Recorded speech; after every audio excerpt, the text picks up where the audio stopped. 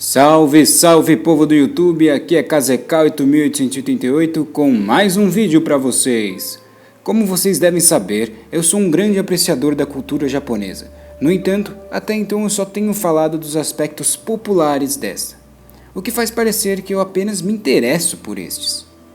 Que o Brasil abriga uma das maiores populações de otakus é verdade, porém a maioria deles não tem muito conhecimento da cultura japonesa ou da história do Japão. O que muita gente não sabe é que diversos fatores dos animes e mangás têm relação com a cultura, comportamentos, vontades, costumes e a história dos japoneses.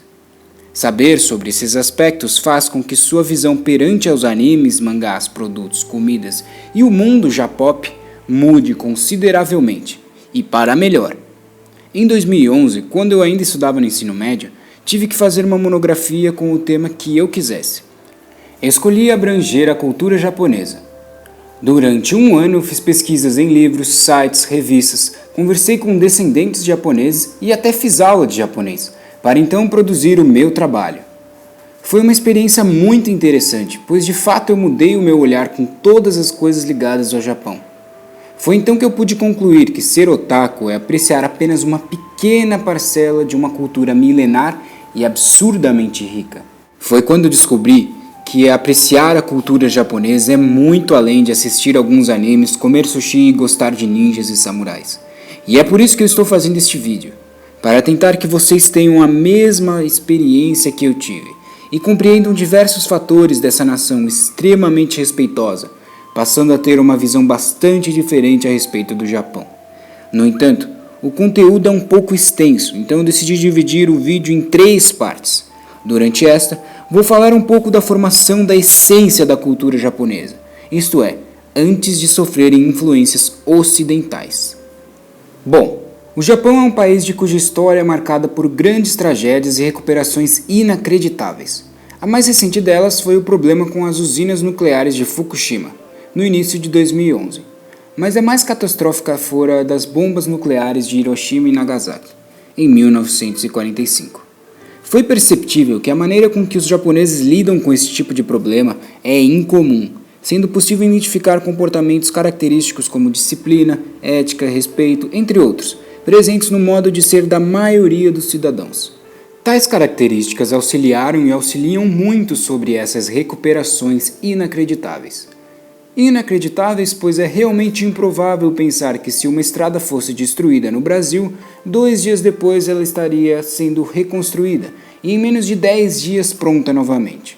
Mais inacreditável ainda, pois como imaginar que uma nação sairia de uma guerra completamente derrotada, com 2 cidades completamente destruídas por bombas atômicas, e se recuperasse de tal maneira que alcançasse a 2ª colocação na economia global, atrás apenas dos Estados Unidos. Mas o fato é que os japoneses não nasceram simplesmente assim. São comportamentos culturais, moldados com diversas influências no passado.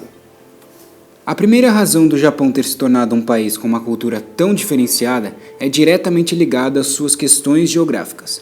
Fora o fato de ser um local de encontro entre placas tectônicas e sofrer com tsunamis, terremotos, etc., a região é um arquipélago. Desta forma, o acesso era mais complicado, tanto que nenhuma embarcação no período neolítico era capaz de chegar às terras japonesas, que ficaram sem contato com a cultura continental durante milhares de anos. Este período é conhecido como Jomon, pelos historiadores nipônicos. Os povos dessa época começaram uma crença de que coisas como sol, lua, estrelas, tufões, trovões, montes, árvores e animais possuíam alma. Eles explicavam fenômenos naturais com contos e lendas sobrenaturais.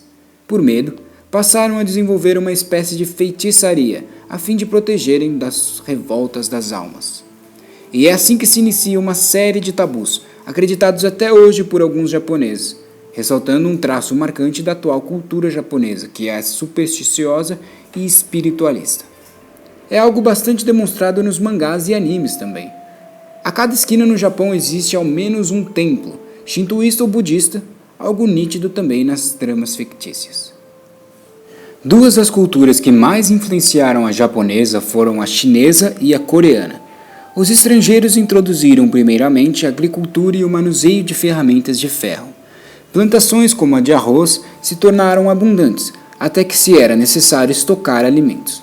Pode-se dizer que o acúmulo de riquezas começou neste período, assim como a divisão de classes passou a ser mais nítida.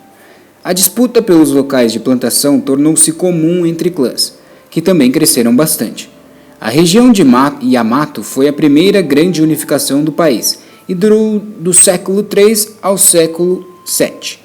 Durante este período, o Japão passou a ser governado pelos denominados Filhos de Amaterasu, a deusa do sol na religião shintoísta. Ué, mas Amaterasu não é o poder do Sharingan? Pois é, na verdade o Kishimoto Masashi aproveitou os deuses shintoístas para nomear os poderes do Mangekyo. Tsukuyomi é o deus da lua, Susanoo é o deus do mar e das tempestades. Izanami e Izanagi são os deuses responsáveis pela criação de diversas outras divindades.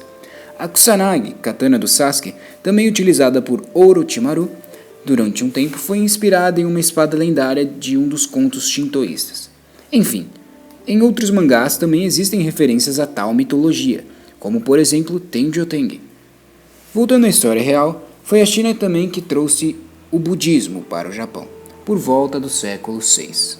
A grande maioria dos japoneses não tem uma religião concreta, mas combinam características de várias em sua diária, sem saber, em muitos casos, de onde vem cada um dos rituais e normas que seguem.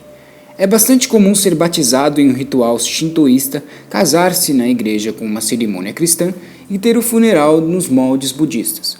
Todas as religiões se misturam na mente dos japoneses, que seguem suas tradições, formas de agir e pensar, disse Héctor Garcia, autor do livro Um Nerd no Japão. Sanada Yukimura, Oda Nobunaga, Date Masamune, Hashiba Hideyoshi, Honda Tadakatsu. Já ouviu nomes assim? São samurais que existiram na vida real, e muitos foram aproveitados pela cultura J-pop.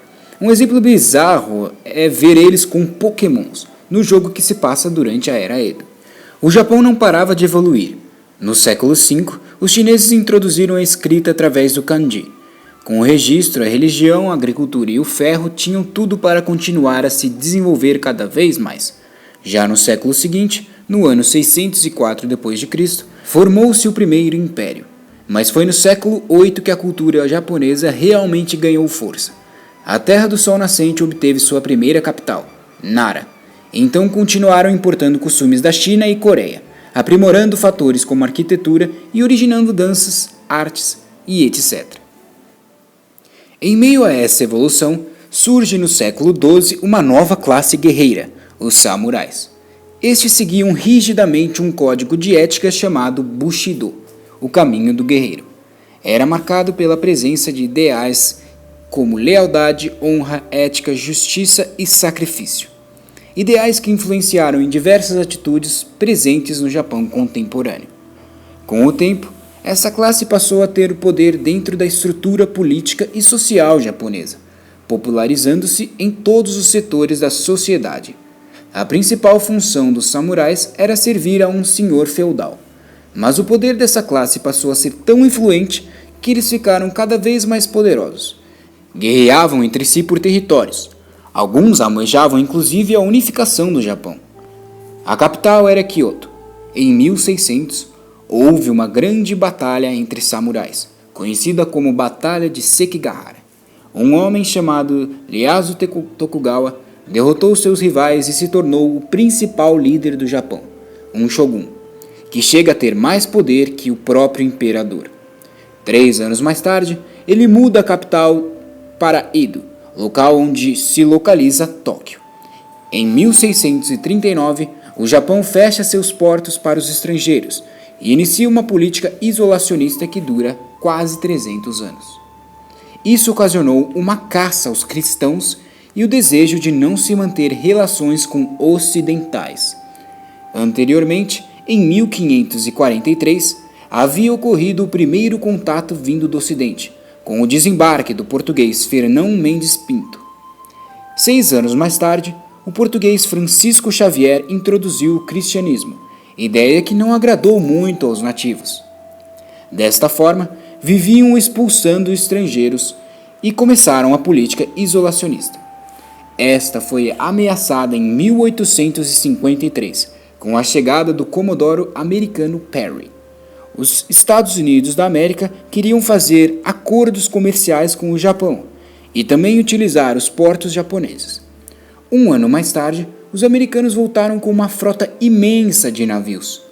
O Shogun, samurai mais forte, reconheceu que não poderia vencer e preferiu dar a escolha ao imperador, que abriu os portos. Os americanos então negociaram e decidiu-se que os antigos costumes, como o feudalismo, acabariam. Sem o feudalismo, os samurais perderiam sua função na sociedade e, com o tempo, essa classe acabou. Mas parte de seu espírito permanece até os dias de hoje nos japoneses e descendentes.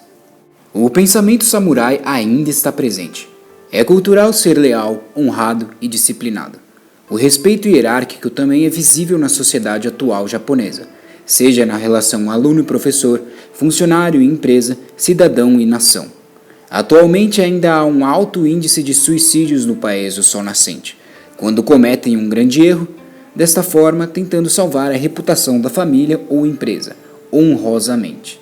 Sem dúvidas, a herança do Bushido fez do Japão das tragédias dos ataques nucleares, assim como dos desastres naturais, ser também o Japão mundialmente exemplar quando o assunto é organização e recuperações inacreditáveis.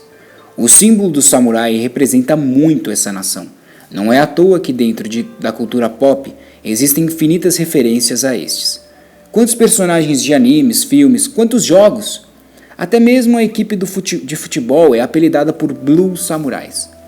Anyway, são apenas fatores que demonstram a enorme influência que tal classe guerreira teve e tem até os dias de hoje. O Bushido, filosofia samurai, transmite uma ideia muito bonita, a qual eu admiro muito. Penso em fazer um vídeo falando especificamente sobre a história dos samurais, sobre as lutas, mas eu penso em fazer isso depois dessa trilogia. Enfim, a primeira parte acabou. Muito obrigado a todos que assistiram ao vídeo e espero que vocês tenham gostado. Se curtam, comentem, se inscrevam, favoritem e me sigam no Twitter, @kzk8888.